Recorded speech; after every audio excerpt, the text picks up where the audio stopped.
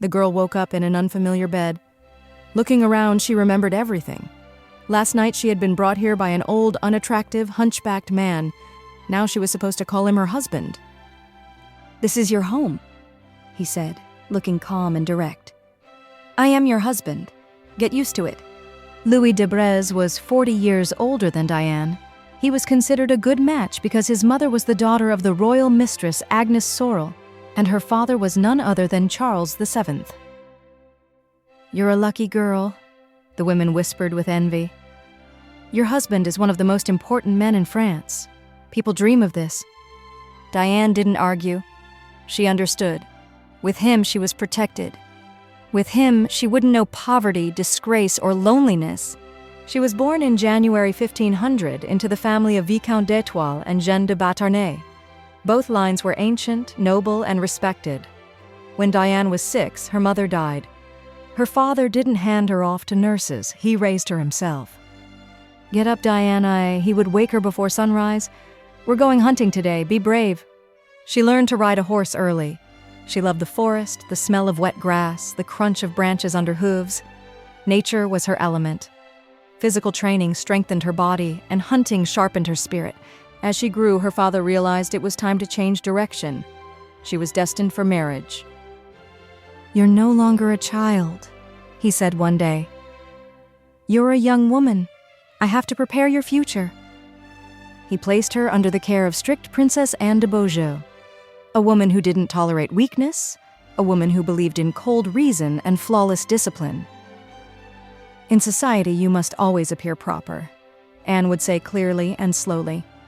"Be cold, confident, modest, speak quietly, keep your eyes down, never show weakness." Diane listened, she learned, she memorized, and she accepted. In 1515, her father informed her that he had found her a husband, Louis de Breze, Count de Maulevrier, Grand Seneschal of Normandy, a powerful union, politically valuable. The family approved. On May 15th, the marriage contract was signed. "You will become a lady-in-waiting to the Queen," her father told her. "This is your chance. Don't miss it." Shortly after the wedding, Louis left for Italy.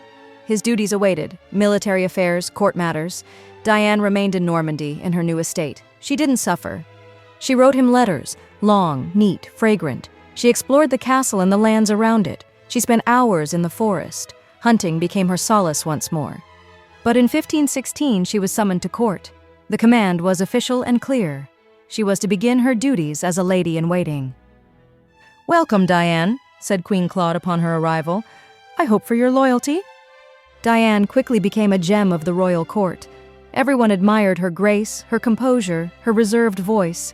She observed the courtiers, attentively and wisely. "The queen behaves like a frightened mouse," she thought during her first month. Constant pregnancies, a cheating husband, a domineering mother-in-law. This isn't a life, it's endurance. But it was thanks to that weak queen that Diane entered the inner circle of the royal family, and that became the beginning of real influence. "You are smart and beautiful," people said in whispers. "You'll succeed. Just keep your head." At 16, Diane lived like a grown woman. She was surrounded by jewels, gifts, attention. She bathed in luxury and received it calmly. Her family life was also harmonious. She respected Louis.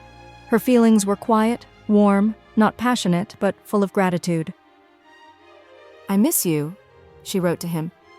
"I await your return. I read your letters again and again." He replied rarely, but always firmly.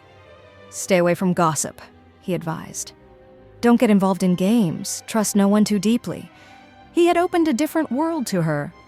The world of politics, strategies, ambition. With him, Diane became calculating. Not just a hunter in the woods, but a hunter for gain, for alliances, for opportunity. "You must be strong," Louis told her, looking straight into her eyes. "The world is cruel. Women must either be victims or players." Diane spent her evenings with the Queen. They read together, embroidered, discussed music. That was enough for her. She liked her life. She gave birth to 2 daughters, Françoise and Louise. But children did not change her rhythm. "The children will be raised by nurses," nay, she and Louis agreed. That's how it is in our world. Historians later wrote that those births did not change her schedule at all. She remained a lady-in-waiting, a confidant, a hunter. She remained herself. But fate intervened unexpectedly. Everything changed with one encounter, one infant.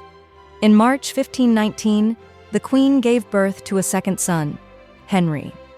His arrival didn't cause a stir, but when Diane saw him for the first time, she somehow couldn't look away. "What a strange child," she whispered. "Why does he look at me like that? Why does it feel hard to breathe around him?" She didn't know then, she had no idea.